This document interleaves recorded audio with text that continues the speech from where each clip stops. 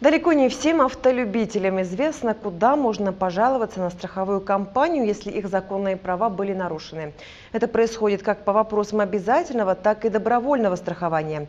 Управление Федеральной антимонопольной службы по Республике Ингушетия зафиксировало рост недовольства среди автовладельцев. В целях разъяснения прав и обязанностей потребителей услуг страхования ФАС организовала брифинг для представителей средств массовой информации, в котором приняли участие и корреспонденты «Вестей». Из содержания жалоб, которые поступают в последнее время, следует, что при обращении владельцев транспортных средств, филиалы и представительства общества, расположенные на территории Республики Ингушетия, в целях приобретения финансовой услуги по обязательному страхованию автогражданской ответственности ОСАГО для заключения либо продления договора ОСАГО необходимо было в обязательном порядке дополнительно заключить договор добровольного страхования «Фортуна» или «Фортуна Авто». При этом сотрудники данных организаций не предупреждают о дополнительных услугах и выписывают полиса ОСАГО с учетом дополнительных услуг.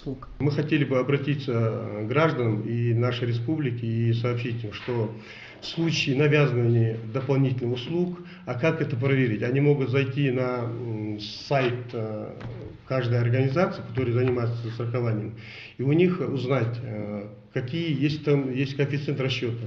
После того, как они проверят этот расчет, они могут узнать, сколько им надо дать за эту услугу страхования. Обязательно. Случаев поступления жалоб от юридических лиц в управление у нас не было, говорят специалисты антимонопольной службы. Такие действия страховых организаций будут рассматриваться как признаки нарушения обществом требований Закона о защите конкуренции в части навязывания при заключении договора ОСАГО клиентам условий добровольного страхования, невыгодных для них и не относящихся к предмету договора ОСАГО. У нас есть полномочия рассматривать, юрлицы могут обратиться. В случае обращения мы можем рассмотреть на соответствие антимонопольного законодательства, то есть это статья 10, навязывание контрагенту услуг, которые невыгодны для них.